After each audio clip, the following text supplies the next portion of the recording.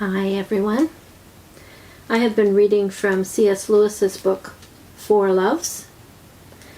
And in the introduction, he has a discussion of the distinction between likeness to God as image bearers, created in the image of God, and intentional imitation of God, that I thought was interesting here. Man approaches God most nearly when he is, in one sense, least like God.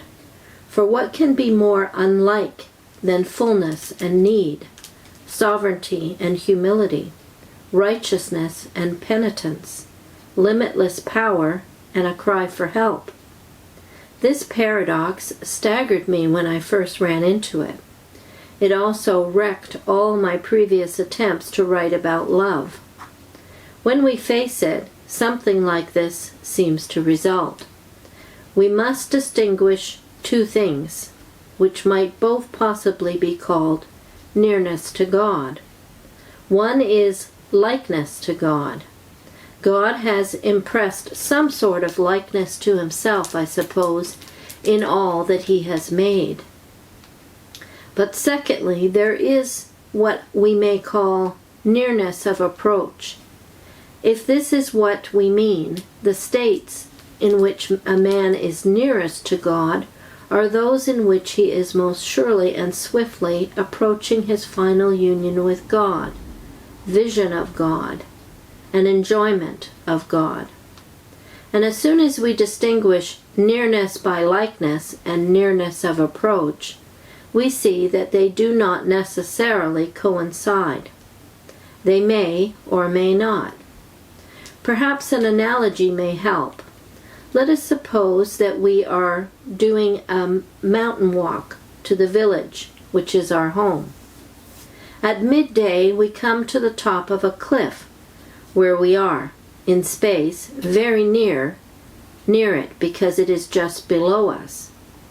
We could drop a stone into it, but as we are no cragsmen, we can't get down. We must go a long way round, 5 miles maybe.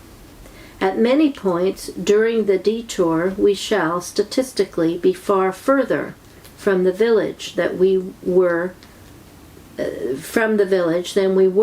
when we sat above the cliff, but only statistically. In terms of progress, we shall be far nearer our baths and tea. Since God is blessed, omnipotent, sovereign, and creative, there is obviously a sense in which happiness, strength, freedom, and fertility, whether of mind or body, wherever they appear in human life, constitute likenesses, and in that way proximities to God. But no one supposes that the possession of these gifts has any necessary connection with our sanctification. No kind of riches is a passport to the kingdom of heaven. At the cliff's top, we are near the village, but however long we sit there, we shall never be any nearer to our bath and our tea.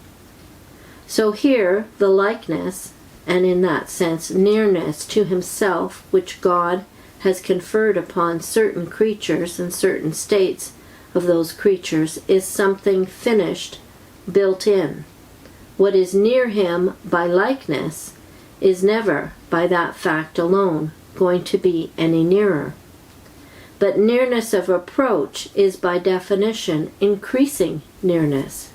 And whereas the likeness is given to us and can be received with or without thanks, can be used or abused, the approach, however initiated and supported by grace, is something we must do.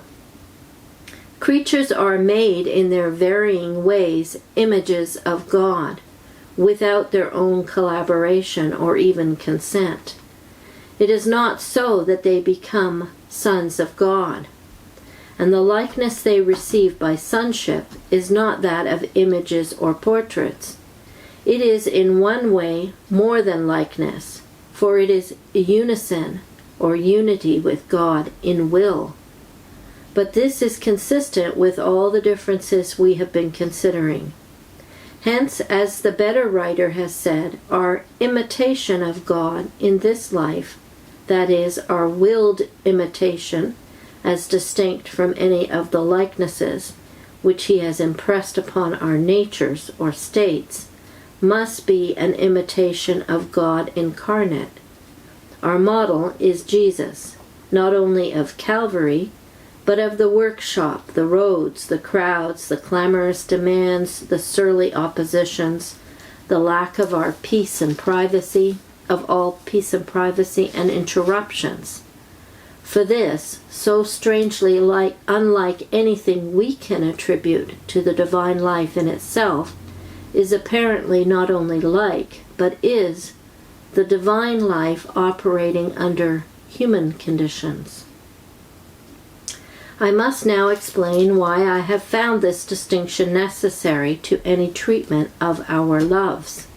St. John says that God is love, has long been balanced in my mind against the remark of a modern author, and his name is M. Denis de Rougemont. I'm thinking that's how you'd say it. That love ceases to be a demon only when he ceases to be a god, which of course can be restated in the form begins to be a demon the moment he begins to be a god. This balance seems to me an indispensable safeguard.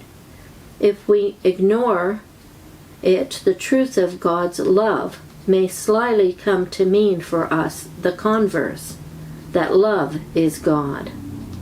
I suppose that everyone who has thought about the matter will see what de Rougemont meant. Every human love, at its height, has a tendency to claim for itself a divine authority.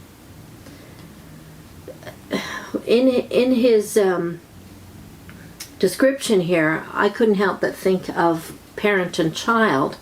So a child born to a parent can look very much like the parent in physical attributes. But the imitation that happens is something that the child may decide to do. He wants to be more like his father, so he starts to copy his mannerisms and his disposition. He's modeling himself after his parent.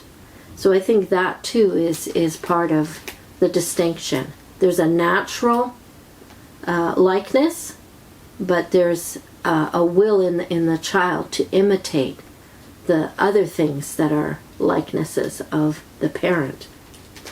I thought his comment here of Jesus being the model, his saying that it is divine life operating under human conditions, I really liked the way he phrased that, and it made me think of John chapter 1 verses 14 to 18, which read, "The Word became flesh and made his dwelling among us. We have seen his glory, the glory of the one and only, who came from the Father, full of grace and truth. John testifies concerning him. He cries out, saying, 'This was he of whom I said, He who comes after me has surpassed me, because he was before me.' From the fullness of his grace we have all received one blessing after another. For the law was given through Moses, grace and truth came through Jesus Christ.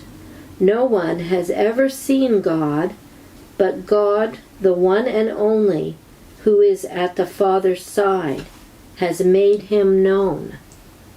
So he's the thing that helps us to become sons of God, to become like God, to imitate God-like qualities, comes through the Word becoming flesh, God incarnate. I'm going to link to two videos. One was done by David based on James Orr's work, How Do We Become Like Christ? And the second one was from the series I did of Mere Christianity. Why do we former JWs hesitate to commit to Christ? And Lewis is talking about losing ourselves in that section.